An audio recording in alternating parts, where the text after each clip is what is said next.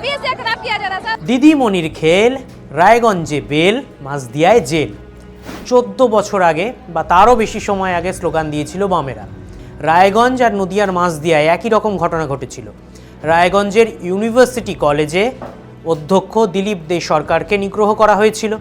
নিগ্রহ করার অভিযোগ উঠেছিল স্থানীয় তৃণমূল নেতাদের বিরুদ্ধে। একই সময়ে প্রায় মাসদিয়ার সুধীর রঞ্জন লাহিড়ী কলেজে তাকেও সেখানকার ভারপ্রাপ্ত অধ্যক্ষ সরজেন্দ্র করকে নিগ্রহ করা হয়েছিল। সেখানে অভিযোগ উঠেছিল এসএফআই এর ছাত্রদের বিরুদ্ধে। এবার রায়গঞ্জে যারা নিগ্রহ করায় অভিযুক্ত ছিল, মানে স্থানীয় তৃণমূল নেতাকর্মীরা, তারা আদালতে আত্মসমর্পণ করে জামিন পেয়ে যান। আর নদিয়ার মাসদিয়ায় যারা অভিযুক্ত ছিলেন, মানে এসএফআই এর কর্মীরা, তাদের বিরুদ্ধে জামিন অযোগ্য গ্রেফতারি পরোয়ানা জারি করে পুলিশ এবং তাদের হাইকোর্ট থেকে জামিন নিতে হয়। তারা গ্রেফতার হন, জেল হেফাজতে যান, তারপর কলকাতা হাইকোর্ট থেকে জামিন নিতে হয়। তখন বামেরা এই 2012 সালের জানুয়ারি মাসে স্লোগান দেয় দিদিমণির খেল, রায়গঞ্জে বেল, মাসদিয়ায় জেল। প্রশ্ন হচ্ছে 14 বছর পর বা 14 বছরেরও বেশি সময় পর এই পুরনো স্লোগানটা নিয়ে টানাটানি করছি কেন? তার কারণ পাগলা দাশুর ভগ্নদূতের মতো সেই পরিস্থিতিটা আবার এসেছে ফিরিয়া। মানে দিল্লির যন্তর মন্তরে যা নিয়ে বিক্ষোভ হলো, সেই নিয়ে কেন রাঁচিতে বিক্ষোভ হবে না, সেই প্রশ্নটা আবার জন্ম নিতে শুরু করেছে। আচ্ছা, দিল্লির যন্তর মন্তরে বিক্ষোভ কেন হয়েছিল? মানে বিক্ষোভে কি হয়েছে সেসব প্রশ্নে যাচ্ছি না, কেন হয়েছে? দাবিটা ছিল নিট প্রশ্ন ফাঁসে যা হয়েছে তার একটা বিহিত করতে হবে। দাবি উঠেছিল যে শিক্ষামন্ত্রী ধর্মেন্দ্র প্রধানকে সরাতে হবে ইত্যাদি ইত্যাদি। মানে প্রতিবাদটা নিট ইউজি প্রশ্ন ফাঁসের বিরুদ্ধেই ছিল তো, অব্যবস্থার বিরুদ্ধেই ছিল তো। তার মানে প্রশ্ন ফাঁস যদি নিটে হয়, জাতীয় স্তরে হয়, সেটা যেমন অপরাধ, প্রশ্ন ফাঁস যদি রাজ্য স্তরেও হয় তাহলে সেটাও অপরাধ। এবার রাঁচির জয়পাল সিং মুন্ডা স্টেডিয়ামে যন্তর মন্তরের মতোই কিন্তু চাকরি প্রার্থীরা বিক্ষোভ দেখাচ্ছেন। কারণ 19শে April Jharkhand public service commission যে পরীক্ষাটা নিয়েছে, প্রিলিমিনারি টেস্ট, তার প্রশ্ন ফাঁস হয়েছে, তার ওএমআর শিট ফাঁস হয়ে গেছে বলে অভিযোগ উঠেছে। এবং সেখানে 25শে জুলাই থেকে প্রার্থীরা বিক্ষোভ দেখাতে শুরু করেছেন। 29শে জুলাই থেকে তারা জয়পাল সিং মুন্ডা স্টেডিয়ামে বসতে শুরু করেছেন এবং তারা 2রা আগস্ট রাঁচিতে একটা মশাল র্যালি করেছেন এবং তারাও বিহিত চাইছেন। মানে যন্তর মন্তরে যা প্রতিবাদ হয়েছিল, যন্তর মন্তরে যে বিহিত চাওয়া হয়েছিল, রাঁচিতেও একইভাবে বিহিত চাওয়া হচ্ছে। মানে এখানে এক যাত্রা। এবার পৃথক ফল কোথায় হচ্ছে সেটাই আমরা দেখব। 5 साल से तैयारी करती हूँ। 5 साल से हम लोग 5 साल से मतलब एक भी एग्जाम ठीक से लिया गया है झारखंड में का? एक भी एग्जाम नहीं। कोई में पेपर लिए, कोई में क्वेश्चन पेपर बेचा गया है, कोई में सीट पूरा धांधली बेचा जा रहा है। बताइए, एक इंसान के 5-5 नौकरियाँ, पूरा स्टूडेंट झारखंड के यहाँ क्या बेच रहा है? झालमुड़ी। ঝাড়খণ্ডে যে প্রশ্ন ফাঁস হয়েছে, দুর্নীতি হয়েছে, সেটা নিয়ে কোনো দ্বিমত নেই। মানে সেটা অভিযোগের পর্যায়ে নেই, সেটার প্রাথমিক তথ্য প্রমাণ পাওয়া গেছে। কারণ মুখ্যমন্ত্রী হেমন্ত সোরেন সিআইডি তদন্তের নির্দেশ দিয়েছেন। হেমন্ত সোরেন সে রাজ্যের শিক্ষামন্ত্রীও বটে। সিআইডি বেশ কয়েকজনকে ধরপাকড় করেছে। সিআইডিতে ওএমআর শিট জালিয়াতির যে অভিযোগ উঠছে তার নিশ্চয়ই তথ্য প্রমাণ পাওয়া গেছে, নাহলে ধরপাকড় করবে কেন? তদন্ত হচ্ছে। এবার ঝাড়খণ্ড পাবলিক সার্ভিস কমিশনের যে চেয়ারম্যান, তিনি রিজাইন করে দিয়েছেন, ইস্তফা দিয়ে দিয়েছেন। এবার তাহলে প্রশ্ন উঠতেই পারে যে সরকার তো ব্যবস্থা নিচ্ছে, অসুবিধা কোথায়? স্টুডেন্টদের মানে ছাত্রদের মানে স্বার্থের বিষয়ে যদি কোথাও ত্রুটি বিচ্যুতি হয়, তার জন্য কংগ্রেস কোনোদিন নীরব থাকেনি, কংগ্রেস কোনোদিন নীরব থাকবে না। অলরেডি প্রশাসন ব্যবস্থা নিয়েছে, চেয়ারম্যানকে পদত্যাগ করতে হয়েছে, আরও যারা দোষী আছে তাদেরকে ধরা হবে। প্রশ্নটা এখানে রাহুল গান্ধী বা অন্য বিষয় না, বিষয় হচ্ছে সিস্টেমে যদি কোথাও গড়বড় থেকে থাকে, কংগ্রেস কোনোদিন অন্যায়ের সাথে আপোষ করেনি। এবার এই সরকারের ব্যবস্থা নেওয়াগুলো তো, মানে ঝাড়খণ্ডের হেমন্ত সোরেন সরকার যে ব্যবস্থাগুলো নিচ্ছে, তেমন ব্যবস্থা তো কেন্দ্রীয় সরকারও নিয়েছিল। কেন্দ্রীয় সরকার নিট পরীক্ষা 2বার করে করেছিল, সফলভাবে উত্তীর্ণ প্রার্থীরা চাকরির দোরগোড়ায় দাঁড়িয়ে আছেন।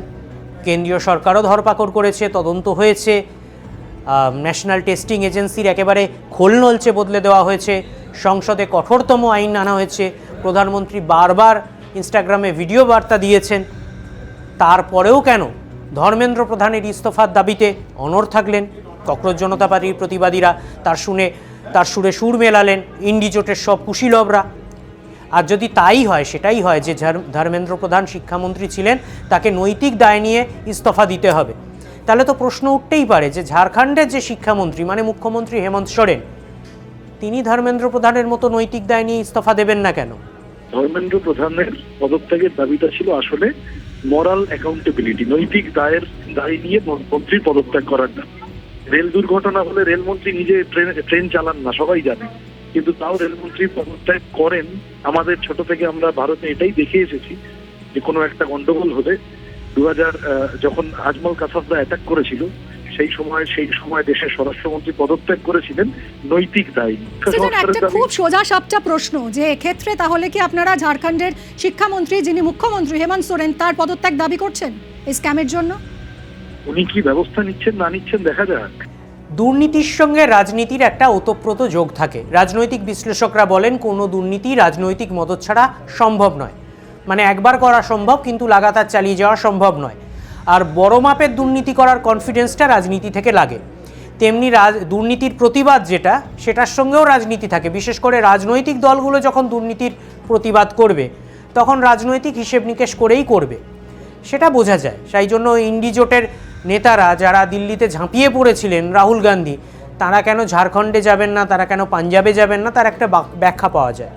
কিন্তু ককরোচ জনতা পার্টি তারা কেন রাঁচিতে যাচ্ছে না, এই প্রশ্ন তো উঠতেই পারে। ককরোচ জনতা পার্টি তো নিজেদের অরাজনৈতিক বলে দাবি করে, সব দুর্নীতির সঙ্গেই তো তাদের শত্রুতা, তাহলে তারা কেন রাঁচিতে যাচ্ছে না? আর ককরোচ জনতা পার্টির প্রতিষ্ঠাতা অভিজিৎ দীপকে, তিনি যে রাঁচির খবর জানেন না তা নয়, তিনি তো রাঁচির খবর জানেন।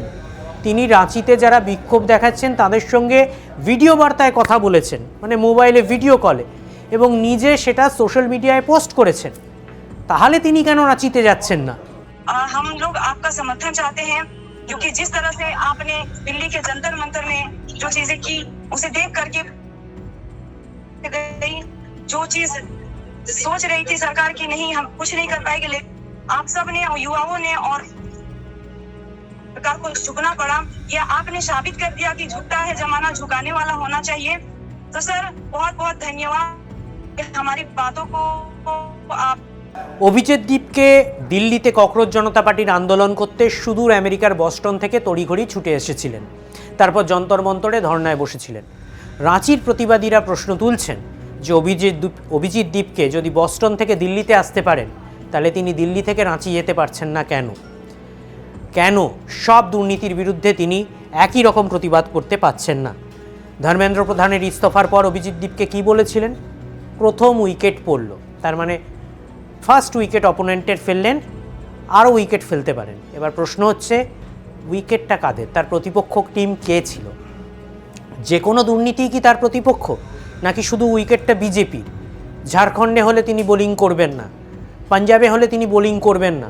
পাঞ্জাবেও দুর্নীতির অভিযোগ উঠেছে, পাঞ্জাবে ঝাড়খণ্ডের চেয়ে আরও সদ্য দুর্নীতির অভিযোগ উঠেছে।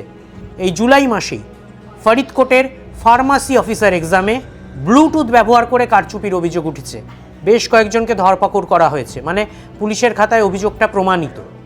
অবশ্য ভগবন্ত মান সরকার বলছে এটা একদম স্থানীয় স্তরে কারচুপি, এটাকে দুর্নীতি বলা যায় না। কিন্তু বাকিগুলো, পাঞ্জাবে তো আপ সরকারের আমলে পরের পর দুর্নীতি হয়েছে, একদম তালিকা ধরে। 2023-এর টেটে দুর্নীতি হয়েছে, 2023-এর ক্লাস 12-এর বোর্ড পরীক্ষার ইংরেজি পরীক্ষায় দুর্নীতি হয়েছে, মানে ক্লাস 12-এর বাচ্চারা। তহসিলদার নিয়োগ পরীক্ষায় দুর্নীতি হয়েছে, কৃষি উন্নয়ন আধিকারিকের নিয়োগ পরীক্ষায় দুর্নীতি হয়েছে, শুল্ক ও কর অফিসার নিয়োগ পরীক্ষায় দুর্নীতি হয়েছে। একের পর এক সিরিজ অফ দুর্নীতি। আর মজার ব্যাপার হচ্ছে আপ সরকারের আমলে দুর্নীতির অভিযোগগুলো পাঞ্জাবে উঠেছে। যে আপ প্রধান, আপের এখন আহ্বায়ক অরবিন্দ কেজরিওয়াল দুর্নীতির বিরুদ্ধে আন্দোলন করে উঠে এসেছেন। দুর্নীতির বিরুদ্ধে আন্দোলন করে দুর্নীতি মুক্ত প্রশাসনের প্রতিশ্রুতি দিয়ে তিনি দিল্লিতে মুখ্যমন্ত্রী হয়েছিলেন। অবশ্য কেজরিওয়াল আর আন্দোলনকারী নন, তিনি এখন রাজনীতিক পুরোদস্তুর রাজনীতিক, তিনি রাজনীতির কথাই বলবেন, এটা সত্যি। কিন্তু ককরোচ জনতা পার্টি তো তারা তো এখনও আন্দোলন করেই বলে নিজেদের। তারা কেন রাজনীতির কথা, মানে রাজনৈতিক বাজ বিচার করছেন? তারা কেন পাঞ্জাবে সরব হচ্ছেন না? যখন দিল্লিতে আন্দোলন চলছিল তখন অভিজিৎ দীপকে পাঞ্জাব নিয়ে প্রশ্ন করা হয়েছিল, তিনি জবাব দিয়েছিলেন আমরা পাঞ্জাবের দিকে নজর রাখছি। এখনও তারা পাঞ্জাবের দিকে নজর রেখেই চলেছেন, দিল্লিতে তারা অ্যাক্টিভ হয়ে গেলে। ব্যাপারটা কি? মানে বিজেপি প্রশ্ন তোলার সুযোগ পেয়ে যাবে। ছাত্রদের পাশে সবসময় সরকারের থাকা উচিত, সে যে সরকারই থাকুক না কেন। ভারতের যশস্বী প্রধানমন্ত্রী শ্রী নরেন্দ্র দামোদর দাস মোদী তিনি ঘোষণা করেছেন যে এই বিষয়ে কড়া আইন আনবেন। তিনি সেই কড়া আইন এনেছেন। ছাত্রদের বিভিন্ন রকম আকাঙ্ক্ষা এবং যা যা তারা চেয়েছিলেন সেগুলোর দিকে যতটা পারা যায় সংবিধানকে মাথায় রেখে আইন কানুনকে জেনে সেদিকেই তিনি এগিয়ে নিয়ে গেছেন। আন্দোলন করার অধিকার সবার আছে, কিন্তু আমরা যেটা দেখলাম যে কারণে ককরোচদের আন্দোলন, ধর্মেন্দ্র প্রধানের পদত্যাগ এবং বিভিন্ন সময় সরকারকে বিপাকে ফেলার যে অতুগ্র চেষ্টা, ডিপ স্টেটের তার মধ্যে ঢুকে পড়া, সেই ফান্ডিং বিভিন্ন জায়গা থেকে আসা ইত্যাদি যে ষড়যন্ত্র রচনা ভারত রাষ্ট্রের বিরুদ্ধে, এটা ঠিক নয়। যেই আন্দোলনগুলো হচ্ছে পুরোপুরি রাজনৈতিক উদ্দেশ্য প্রণোদিত, এটা একদম দুর্নীতিমুক্ত সমাজ গড়ার মতো নয়। মানে ককরোচ জনতা পার্টিও একটা বিরোধী দলই, ইন্ডি জোটের সঙ্গে থাকুক অথবা বিরুদ্ধে থাকুক, তাদের আন্দোলন সবসময় বিজেপির বিরুদ্ধে। তারা অরাজনৈতিক আন্দোলন করছে না। পাঞ্জাব আর ঝাড়খণ্ডের মধ্যে আরেকটা মিল আছে, এই দুটোই অবিজেপি রাজ্য। এই দুটো রাজ্যেই আঞ্চলিক দল ক্ষমতায় আছে। আর পাঞ্জাবে কখন নির্বাচন হয়ে আপ ক্ষমতায় এলো? দিল্লিতে কৃষক বিদ্রোহের ঠিক পরে। কৃষক বিদ্রোহের আঁচ একটি রাজ্যের নির্বাচনেই পড়েছিল, সেটা পাঞ্জাব। উত্তরপ্রদেশের পশ্চিমাঞ্চলে কৃষক বিদ্রোহের কোনো আঁচ পড়েনি। আর ঝাড়খণ্ডের দিক দিয়ে তাৎপর্যপূর্ণ হলো 2024-এর লোকসভা নির্বাচনের পর বিজেপি একটাই মাত্র রাজ্যে নির্বাচনে হেরেছে, বা বলা যায় জিততে পারেনি, সেটা ঝাড়খণ্ড। হেমন্ত সোরেনের জেলযাত্রা দুর্নীতির অভিযোগে এটা ঝাড়খণ্ডে নির্বাচনে একটা বিশাল প্রভাব ফেলেছিল। তাই জন্য বিজেপির রুটি বেটি মাটি এই প্রচারটা একদম খারিজ হয়ে গিয়েছিল, ঝাড়খণ্ডে বিজেপি জিততে পারেনি। এবার পাঞ্জাবে কিন্তু 2027-এর জানুয়ারি ফেব্রুয়ারিতে আবার নির্বাচন হবে এবং সেখানে কিন্তু এই দুর্নীতির অভিযোগগুলোকে ইস্যু করবে বিজেপি। ঝাড়খণ্ডে নির্বাচন অনেক দেরি আছে, 29 সালে গিয়ে হবে। মানে হেমন্ত সোরেনের এই জিনিসটাকে, এই রাজনৈতিক ধাক্কা, এটা যদি একটা বড় রকম আন্দোলন হিসেবে গড়ে ওঠে, তাহলে সেটা কাটিয়ে ওঠার অনেকটা সময় হেমন্ত সোরেনের হাতে থাকছে। প্রশ্ন হচ্ছে ককরোচ জনতা পার্টির কী ভূমিকা হবে? তারা কি 2027-এর উত্তরপ্রদেশ নির্বাচন নিয়ে ভাববে? মানে উত্তরপ্রদেশে কিছু দুর্নীতির অভিযোগ তুলে তারা সরব হবে, নাকি তারা পাঞ্জাবে প্রতিবাদ করবে? কারণ পাঞ্জাবে যদি ককরোচ জনতা পার্টি প্রতিবাদ করে, দিল্লির মতো সিনসিয়ারিটি নিয়ে করে, তাহলে পাঞ্জাবের ভোটে সেটা ফ্যাক্টর হবে। এবার বুধবার সম্ভাজিনগরে অভিজিৎ দীপকের যেখানে বাড়ি, সেখানে ককরোচ জনতা পার্টির সব বড় বড় নেতারা বৈঠকে বসছেন। এবার আমরা তাদের বিক্ষোভের কর্মসূচিতে পাঞ্জাব আর রাঁচিকে তারা রাখেন কি না, যা নাকি প্রতিবাদ মানে সলিডারিটি জানিয়ে হয়তো রাঁচিতে প্রতিনিধি পাঠিয়ে দিলেন, পাঞ্জাবে প্রতিনিধি পাঠিয়ে দিলেন, নাকি সত্যি বিক্ষোভে সামিল হলেন পুরোদস্তুর ক্ষমতা দিয়ে, সেটা দেখার। মানে বুধবার ককরোচ জনতা পার্টি কি নিয়ে সিদ্ধান্ত নিতে চলেছে, সেটার ওপর নির্ভর করছে আগামী দিনে এই দুর্নীতির বিরুদ্ধে লড়াইটা কি হবে। মানে দুর্নীতির বিরুদ্ধে লড়াইটা ওরাই সীমাবদ্ধ হয়ে যাবে, মানে দুর্নীতির বিরুদ্ধে লড়াইটা একটা রাজনৈতিক ভাগাভাগি হয়ে যাবে, নাকি সেটা সর্বাত্মক দুর্নীতির বিরুদ্ধে লড়াই হবে।